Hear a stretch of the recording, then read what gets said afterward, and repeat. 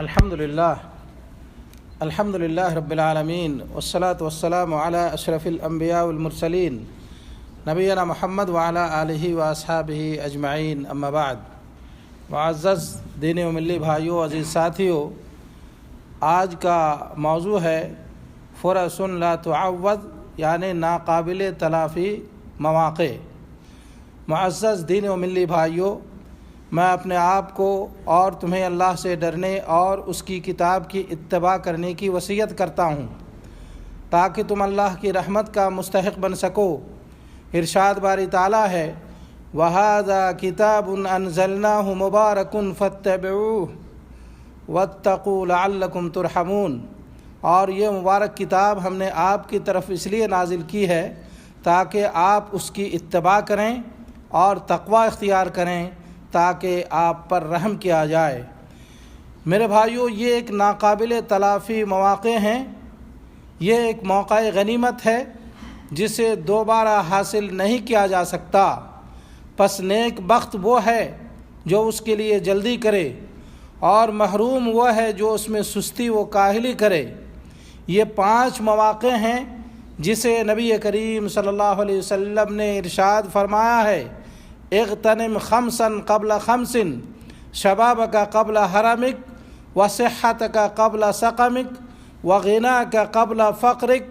وفراغک قبل شغلک،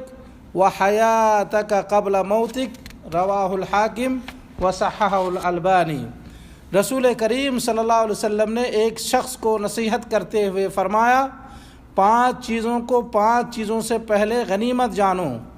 یعنی 5 حالتیں ایسی ہیں کہ جب وہ موجود ہوں تو ان کو ان 5 حالتوں سے پہلے غنیمت سمجھو جو آئندہ زمانے میں پیش آنے والی ہیں۔ نمبر 1، اپنی جوانی کو اپنے بڑھاپے سے پہلے غنیمت جانو، یعنی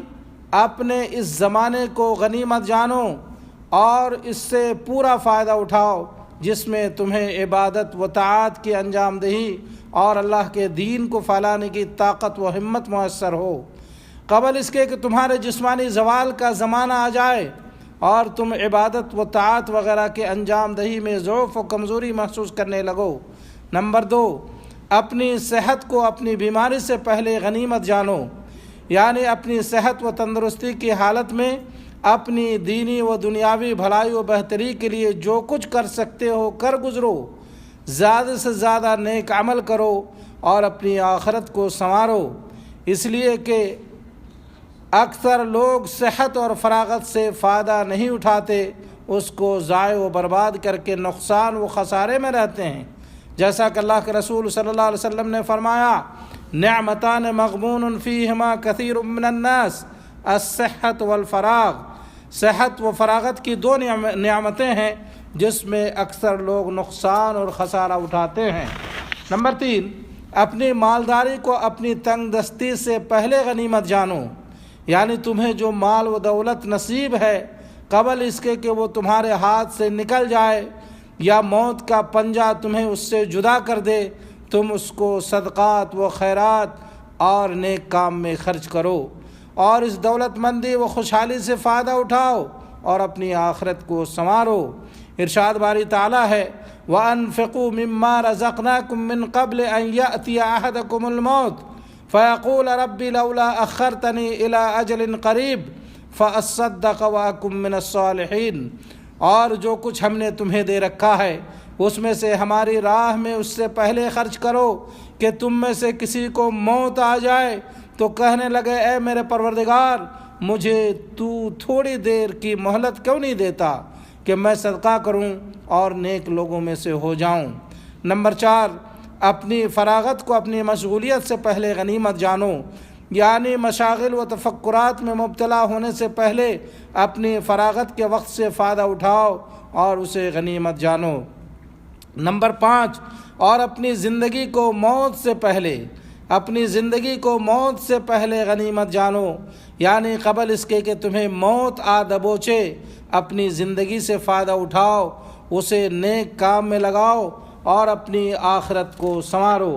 میرے بھائیوں، اس حدیث کا خلاصہ یہ ہے کہ جوانی، صحت، دولت، فراغت کا وقت اور زندگی ایسی چیزیں ہیں جو ہمیشہ ساتھ نہیں دیتی۔